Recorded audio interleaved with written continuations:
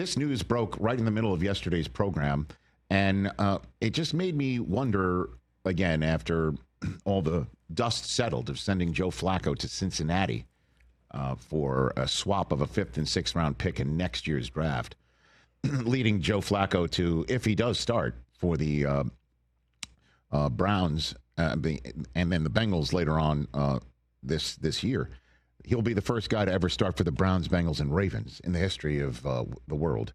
And he joins Jeff Driscoll as the only starting quarterbacks for the Bengals and the Browns. So this is a rare thing to see. And the Cincinnati kids running the old Twitter account, sending out the new Flacco jersey. Get them while they're still hot off the presses, everybody. I mean, how many of those kids, after they're done with their Grater's ice cream, are saying, Mom, Dad, can I have that new Flacco jersey in Cincinnati to go with their Skyline chili? All right, I'm done with all the Cincinnati food references. Grater's ice cream is outstanding, by the way. Is it? Oh, baby. Listen, so just to get it all straight, they trade for Kenny Pickett. Yep. And then sign Joe Flacco. And then they draft Dillon Gabriel. And then draft Shedeur Sanders in the 5th round. Mm-hmm. So I'm taking you from March to late April, early May. And the reason why they draft Shedeur in the 5th round, as they say, is because it's great value. And who helped create that value in the 5th round? Well, the Browns, by passing on him over and over and over again, including taking another rookie quarterback in Dillon Gabriel. And then all 4 of them enter camp. And then Pickett gets a tweak. He can't go. And they're not starting Flacco because he's 40 and he's a man. And he's 40 and he can 100% get this playbook down, because this is the playbook through which he became comeback player of the year, even though he was coming back from the couch and his career looking over. And so let's give Shedeur a start in the preseason, and he lights up Carolina. And that was an NFL Network game, and we were thrilled at NFL Network. Everyone's watching, and he's balling out, and he's looking great. And then he tweaks something, and it's now Dillon Gabriel getting a start. He doesn't look as great, but he's now above Shedeur in the depth chart going into a season that does not include Kenny Pickett, because they trade him to Vegas because Vegas loses Aiden O'Connell, and Pickett is now on the 2nd string spot in Vegas and isn't starting there, despite Geno Smith leading the league in interceptions with 9, which is tops with Flacco right behind him. And because Flacco is, I guess, sputtering, they wind up benching him, starting Dillon Gabriel, 41st different starter for the Cleveland Browns since returning to existence. And then Dillon Gabriel throws 2 touchdown passes and 0 interceptions in his first career start.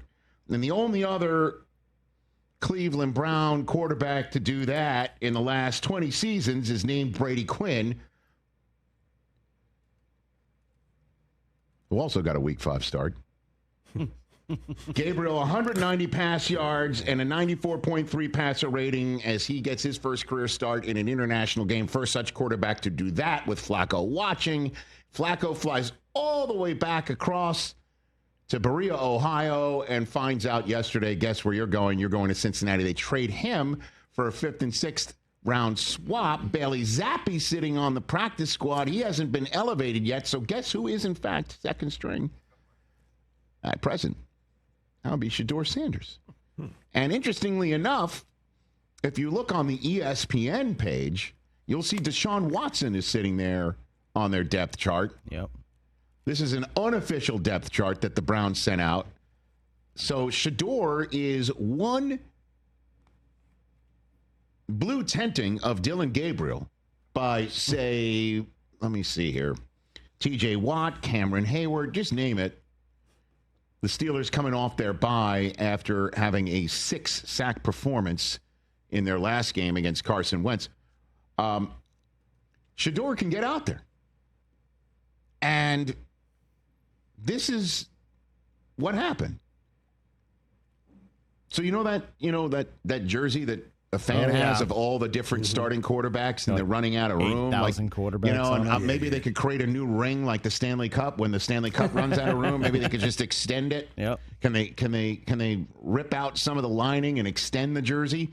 You know that jersey. So you could create your own shirt of acquire Pickett, sign Flacco, draft Gabriel, draft Shedeur, to start Shedeur, start Gabriel, rest Flacco, start Flacco before starting Flacco, trade Pickett, start Flacco, bench Flacco, start Gabriel, trade Flacco, elevate Zappy. Well, potentially, I'm just going to say elevate Shedeur. Oh. So sure enough, I saw some local media individual interview Shedeur. They caught Shedeur. He did actually speak this time. And he talked about, again, the stuff that he should be. He's going to miss Flacco's leadership, all that good stuff. The veteran quarterback whisperer, Flacco being Mr. Chips and all. Did you call him Unk at all? I didn't hear that. I didn't hear that. Flacco is an unk, for sure.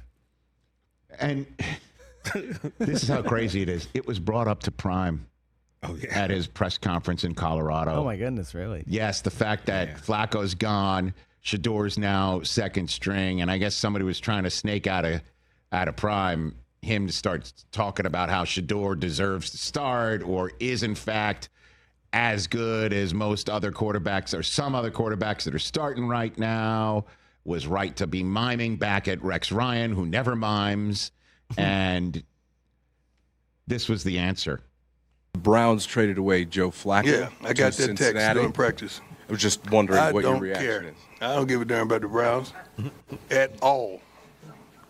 I care about the Colorado Buffaloes. I do love me some Shedeur Sanders, don't believe that. I care about him. The rest of that mess, I don't, okay? I'm a coach trying to win just like they're trying to win games, but I could care less of who they traded. When he says mess, he's also using that as a phrase about all that other stuff. Yeah. He could actually be referring to it as a mess because, as I just mentioned, what's the plan? Are we just going to hope that Gabriel's the guy and then maybe kick the tires on Shedeur if not, and then wind up with as high a draft pick as you possibly can have for somebody next year who may or may not be as good as any of these kids that they currently have on their roster? Meanwhile, no Browns quarterback has ever had multiple passing touchdowns in each of their first two career starts. Only two Browns quarterbacks have won in either of their first two starts in the last 10 seasons. Dorian Thompson-Robinson, the famed DTR, did it. By the way, against Pittsburgh in Week 11 2 years ago. And then a guy, what's his name? I think he's on the tip of everybody's tongue in Cleveland, right? Oh, yeah, Baker Mayfield, they used to have. Drafting first overall while he's balling out in MVP style right now. And if the one thing at least Cleveland should be thankful of, and let me make sure that I'm confirming it before I say these words, they don't see Baker on their regular season schedule right now because the score would be 50 million to nothing. What's their plan? It's a great question to have. What is your plan? What has been your plan? You know, let's go into the season with Joe and two other rookies and then trade Joe 5 weeks in. Bet they wish they still had Kenny Pickett right now. And I'll say this, man. You know, Myles Garrett said he didn't want any part of this mess, and then they cut him a $40 million a year check that, by the way, has been surpassed, that contract, twice since, including most recently topped out of all of them by somebody whose trade request was in fact granted. And he's 2-1-1 coming off his bye, Micah Parsons. And the other guy who surpassed the contract is someone he'll see on the field this week in TJ Watt. So I guess that's the old, we have that Mad Men drop now, DJ Mikey D. I mean, because I know he was genuinely concerned about the direction of the franchise. Well, he told Andrew Siciliano that he was down with the plan. He was made aware of the plan and was okay with the plan. Right. And guess what? That's what the money is for. It's to be okay with the plan. They're 1-4. Every Brown fan I know is wondering why Stefanski still has a gig, which is what I think Bruce Arians even told Pat, right, on his show. Oh, geez, really? Yeah. So, and I love Stefanski. He's a 2-time coach of the year for a good reason. It doesn't seem like he's making the decisions. I don't know. Yeah. Because there doesn't appear to be any plan other than the fact that they like Gabriel, and hopefully he's the guy. Because, you know, next up for him is a visit to Pittsburgh, as we all know. And then they got a home date with Miami. And interestingly enough, I think if Tua was a Russian nest doll, you could snap him open and fit Dillon Gabriel perfectly within him.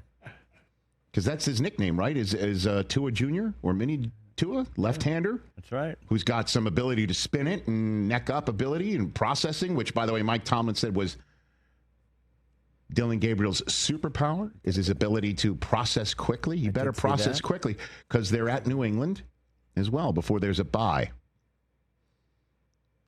Big stretch coming up. It is that for Cleveland at 1-4. Yeah. Start winning some games. Let's take some heat off and see what Dillon Gabriel can do. We were impressed with him and by him when he zoomed in with us prior to the draft. Yeah, for sure. And the guy, again, has as many starts in his career as anybody else has ever had in college. And, you know, the other guys like Bo Nix and Brock Purdy, they came out of the box nicely in professional football. We'll see if Dillon Gabriel could do that. And he held his own last week. I think selfishly, back on August 29th, I wrote down that by October 12th, Shedeur would be starting. I was that close, Chris. I could be so close. I could be a week away from that happening. Again, we shall see. And by the way, my best to Prime, who was back in the hospital, had a procedure because he said that he has more blood clots. Yeah. There he is. I love this man. I absolutely love this man and wish him a speedy recovery. He says he's going to be on the sidelines this weekend against Iowa State. Don't put anything past him. But love you, Prime. Hopefully you get better soon. You're here. Hey, you made it all the way to the end. Thanks for that. Check us out every single day streaming live on Disney Plus and the ESPN app 12 to 3 Eastern.